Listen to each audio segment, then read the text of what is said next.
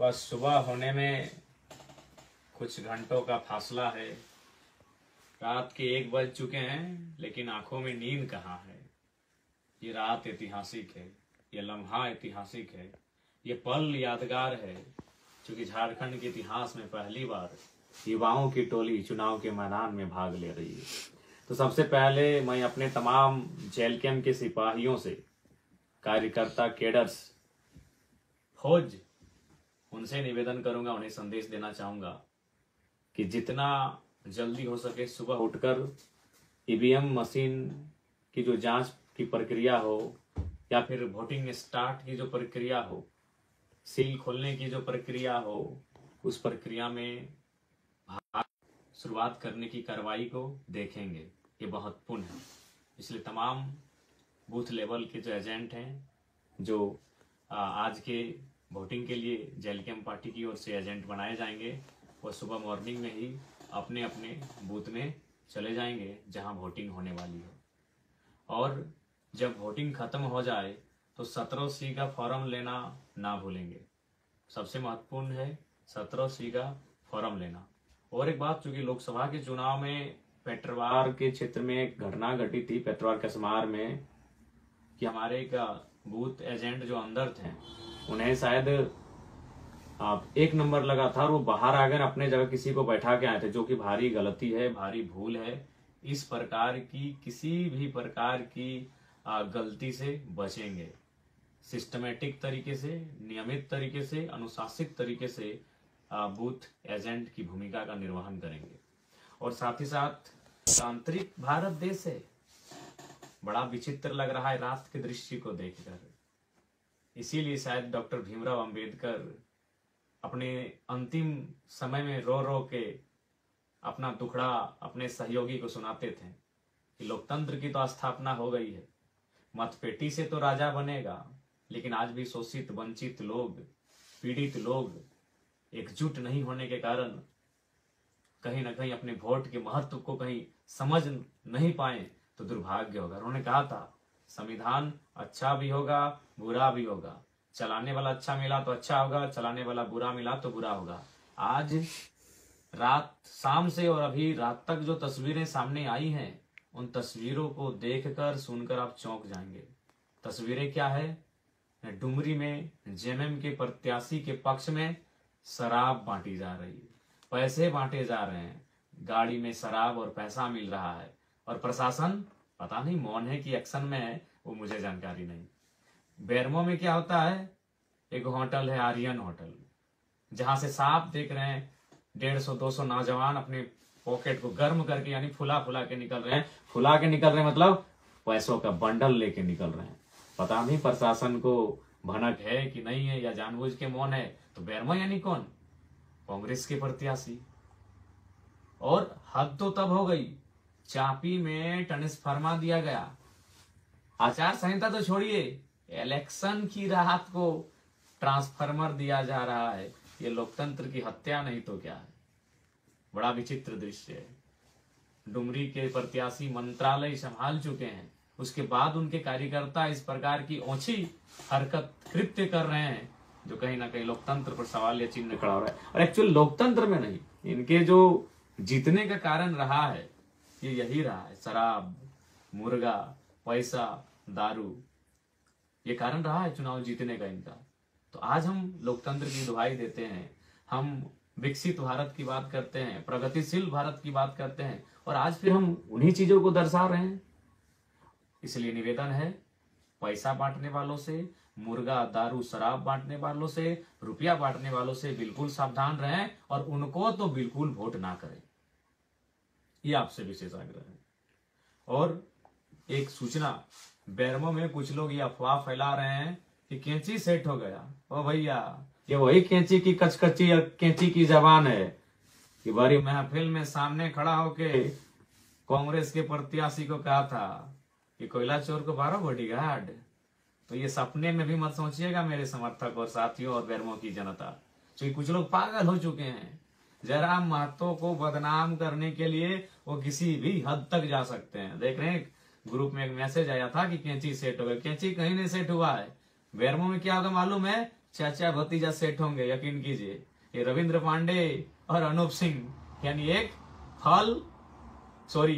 फूल, कमल का फूल और कांग्रेस हाथ, ये दोनों पैरों में सेट हो सकते हैं। लेकिन हमारे बारे में जो अफवाहें फैलाई जा रही है, सावधान रहिएगा, ये निम्न से निम्न गिरा हुआ कार्य करने के लिए तैयार है। शायद पहली बार इतिहास में ऐसा होगा कि 29 साल के लड़के के डर से दो नेशनल पार्टियां बीजेपी और कांग्रेस, जिनमें 36 का आंकड़ा है, जिनमें सौतन की लड़ाई होती है, जो 36 का आंकड़ा है, जो दो ध्रुव हैं, कभी मिल नहीं सकते हैं। बीजेपी और कांग्रेस दो ध्रुव हैं, वो कभी मिल नहीं सकते हैं, लेकिन बेरमो में मिल भी सकते हैं ड्यू टू जयराम महतो के डर से। तो इसीलिए कैंची कहीं कुछ नहीं है, कैंची अपनी मजबूती के साथ चुनाव लड़ रही है। जयराम महतो की बटालियन पूरी ताकत के साथ होश हवास में चुनाव लड़ने जा रहे हैं। इसीलिए किसी के दिग्भ्रमित बातों में ना लगे। ये तमाम बेरमो की जनता से निवेदन है, और साथ ही बेरमो के अलावे डुमरी हो, टुंडी हो, घुमिया हो, रामगढ़ हो, मांडू हो, बागमारा हो, चंदनकियारी हो, सिंदरी हो, निरसा हो, झरिया हो, सभी से निवेदन है किसी प्रकार के भ्रम में ना आए। ये लोग नीचे से नीचे हरकत करने के लिए तैयार हैं।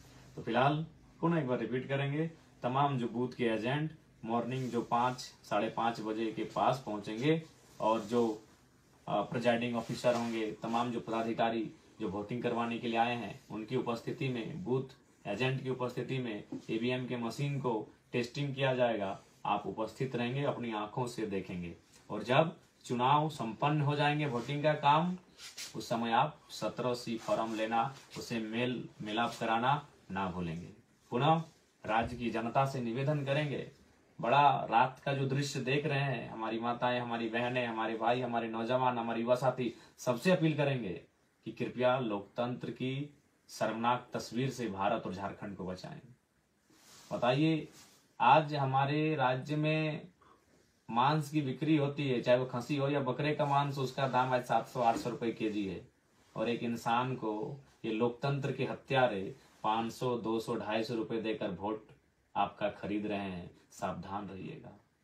500, 600, 700 में एक बकरे और खसी का मांस बाजार में मिलता है, और इंसान की बोली, उसके वोट की वैल्यू आज 500, 400, 300 रुपए लगाया जा रहा है इन नेताओं के द्वारा, जो 20 वर्षों से 25 वर्षों से विधायक और मंत्री के रूप में रहे हैं, बड़े बड़े नामचीन नेता।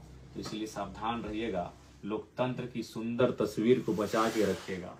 अभी आप सोए होंगे, जब मैं अपना ये वीडियो में संदेश दे रहा हूं, आप शायद सो रहे होंगे, लेकिन जब सुबह उठिएगा, नहा धो के फ्रेश होके जब वोट देने जाइएगा, तो रात में जो आपके साथ घटित हुआ है, यानी जो पैसा मुर्गा दारू का खेल हुआ है, उसे भुलाकर, अपने बच्चों की आंखों में आंखें डालकर, उनसे आंख मिलाकर, उनके मासूम चेहरे को देखकर वोट डालने जाइएगा। और इसलिए जाइएगा कि अब जब आप वोट करेंगे तो पलायन कम हो, अब जब आप वोट करेंगे बेरोजगारी कम हो, अब जब आप वोट करेंगे मुद्दों की राजनीति हो,